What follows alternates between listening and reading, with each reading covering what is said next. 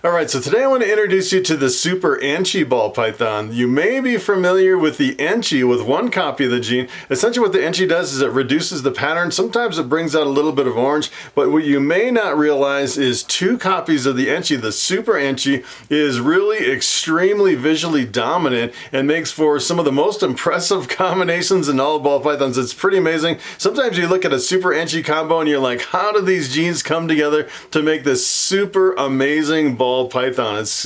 It kind of blows your mind. As a matter of fact, it's probably one of the most underrated combinations in all of ball pythons. So today I'm going to jump over the internet and I want to show you the amazing potential of the Super Enchi ball python.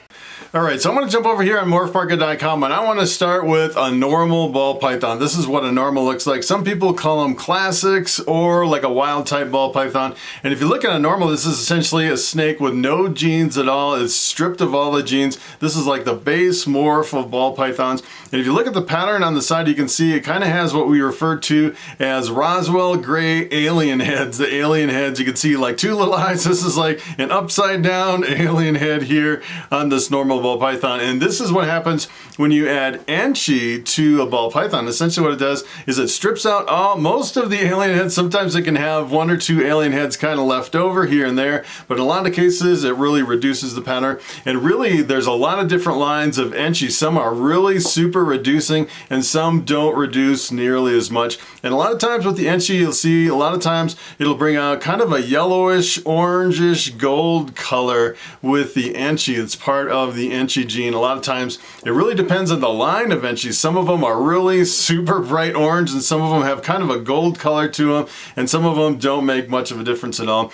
And here's what happens if you add two copies of the Enchi gene. Take a look at this. This is the Super Enchi, and you move it up a notch when you go into the Super Enchi dimension. It is pretty amazing.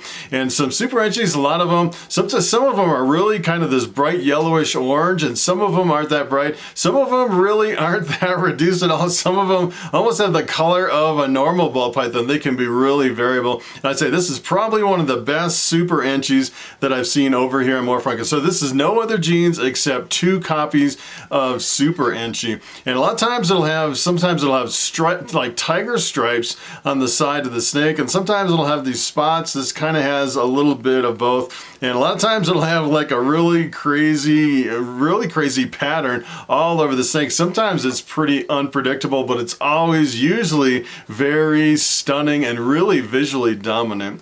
So I kind of wanted to show you what happens when we mix other genes into the Super Enchi. And the first one I want to start with is a pastel. And pastel reduces the pattern as well, and it brings out a lot of the yellow color. Pastel is a really common gene. It's one of the most popular genes in all of ball pythons.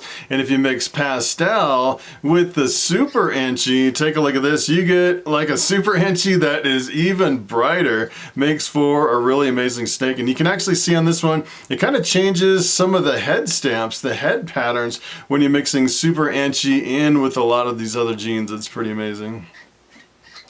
So here is the spider ball python. The spider is usually a really visually dominant morph. So you mix it with something else, you can almost always see the spider in the mix. And spider's pretty cool. And essentially what it has is it has like a spider web pattern right on the top. That's where it gets the name spider. And a lot of times it'll have white coming up the sides, although the amount of white coming up can be extremely variable. And here's what happens if you mix spider in with a Super Enchi. Take a look at this. You almost can't even see the spider. The Super Enchi makes a really dramatic improvement, I think, when you mix it in with the spider. Sometimes you can see little dashes through here. Sometimes you can see these lines. Sometimes in Super Enchi spider combos, you can only see little tiny dashes of a pattern right on top of the snake. Sometimes it can be really reducing. And in this case, I really love how it brings out a lot of the gold color. You know, a lot of spiders can be really gold, and a lot of times, you know, other morphs can drastically change the base morph. And in this, it seems like the Super Enchi in a lot of cases, it really keeps a lot of the colors of the original morph and just really drastically changes the appearance, the pattern of the snake.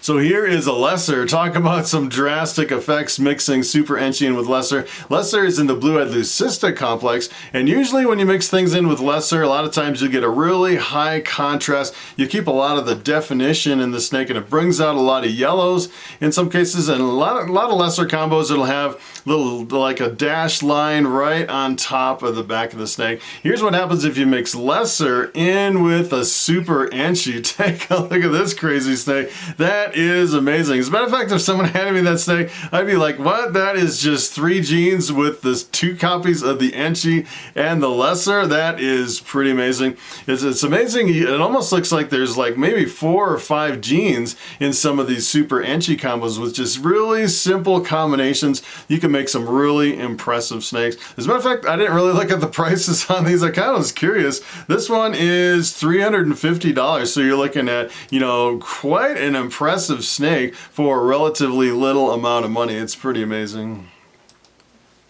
So here is the Orange Dream, and Orange Dream can be extremely variable as well. And a lot of Orange Dreams, it really reduces the pattern, almost like there's Enchi in the Orange Dream. A lot of times it can be really variable, and I've actually seen Orange Dream Enchis with just 1 copy of the Enchi, and sometimes you really can't tell that Enchi is in the mix. But if you actually mix 2 copies in with the Orange Dream, take a look at this. This is the Super Enchi Orange Dream, and you can definitely tell that the Super Enchi, gives these bands to the snake and really brings out a lot of the orange, and then you add Orange Dream on top of it, makes it even brighter than just the regular Orange Dream. Pretty amazing combination.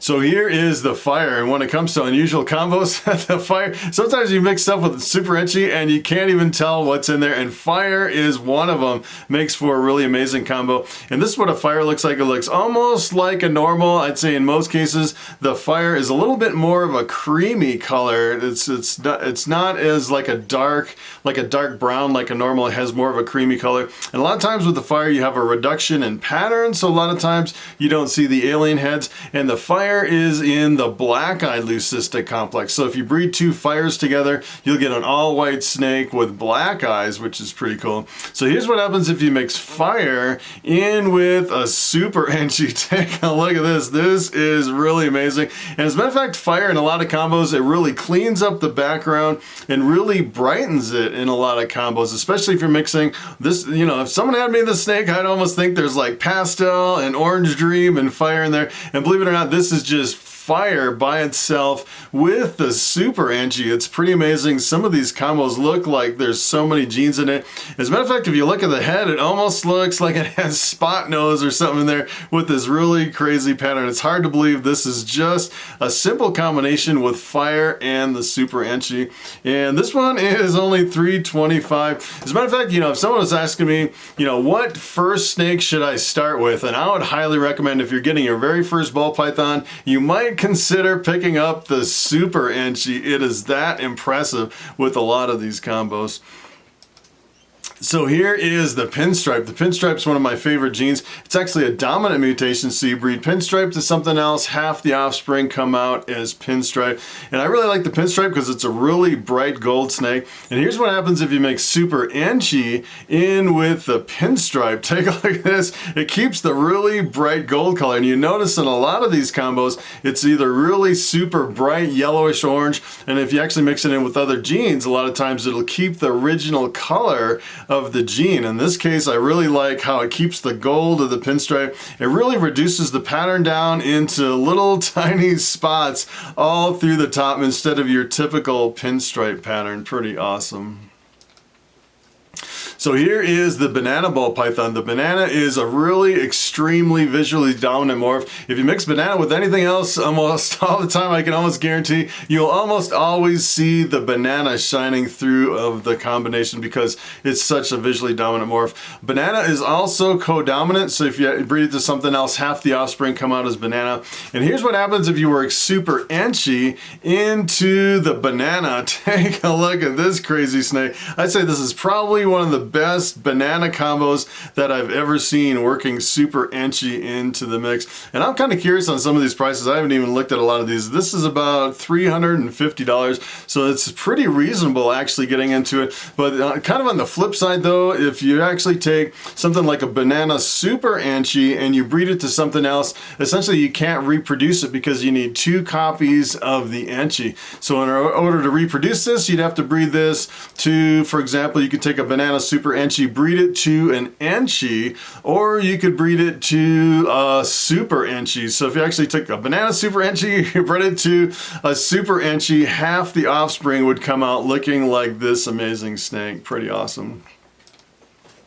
So this is the champagne. When it comes to visual dominance, I'd say probably the top 2 are the albino and the champagne. You mix almost anything with albino, you end up with an albino looking snake. And most of the times when you mix something with champagne, you end up with an almost patternless snake that is a lot of times a slightly different color than a champagne, but a lot of times it's completely patternless. I'd say probably one of the best champagne combos is the gray matter with the champagne and the super cinnamon. It almost looks like a metallic looking pied ball python. Pretty amazing. Here's what happens if you work Super Enchi into the champagne. Take a look at this crazy snake. Let me tell you, if you're actually thinking about getting into champagne or you have a champagne, I would highly recommend picking up an Enchi or a Super Enchi and working it into your champagne. Makes for one of the most impressive champagnes that I've ever seen. As a matter of fact, I was kind of thinking, like with the ivory, I don't know if you've kind of looked at some of the ivory, the super yellow belly.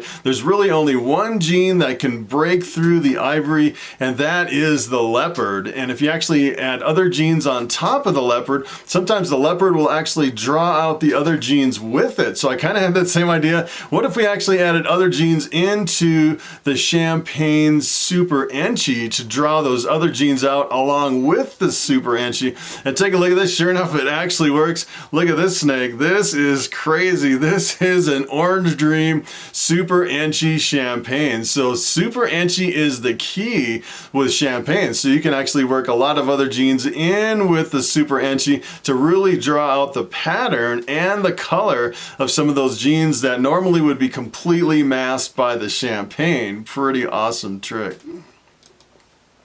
So here is the blackhead. When it comes to dark morphs, I'd say the blackhead is probably the darkest of the dark morphs. And it almost looks like a normal ball python, but you can see the background in a blackhead is super dark and it has this really super dark black head. And if you actually mix blackhead in with Super Enchi, take a look at this. You get a dark morph that almost looks the same. It doesn't really reduce the pattern that much, but it really brings out a lot of the orange. And you get a really pretty high contrast for dark morph between the oranges and the blacks. Makes for a really impressive combo. Blackhead's usually pretty expensive, so this one, yeah, this one is $1,200. It's kind of one of the more high-end dark morphs, the blackhead.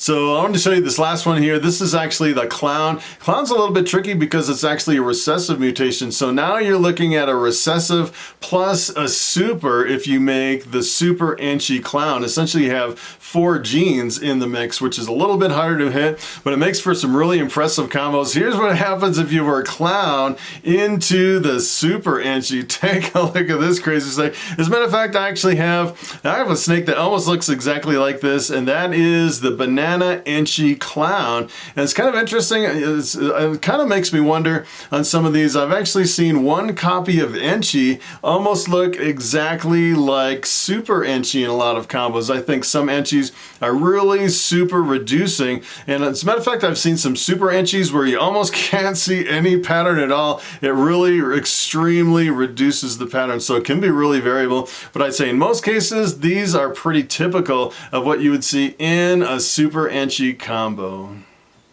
Alright, so it is time for the question of the day, and Ghost in the Shell asks, what size rat do you feed your 5,000 gram ball python? And that is a very good question. I'd say usually for most of my biggest ball pythons, I usually feed a medium rat, although I actually tried once to feed it a retired female. One of my biggest female rats that I ever produced in my collection. I kind of had a leftover from my reticulated pythons. And I thought, I wonder if it could actually eat it. And sure enough, it didn't even struggle eating the biggest female. I don't even know how many grams that thing weighed, but it was pretty big. But I try not to really push my ball pythons with really big meals. I kind of go, you know, a little bit smaller than the thickest part of their belly, sometimes a little bit smaller than that. And I'd say in most cases, I usually use about a medium rat. And it's kind of funny, when I bought that ball python, I was looking for the biggest female that I could buy early on in my career. It's actually 100% het caramel albino. Wasn't really interested in the caramel albino. I just wanted the biggest snake that I could find.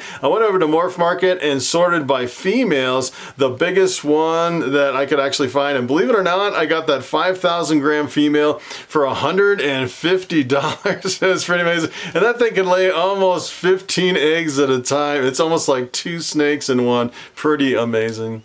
So that is pretty much it. Thanks for watching, and I will see you in the next video.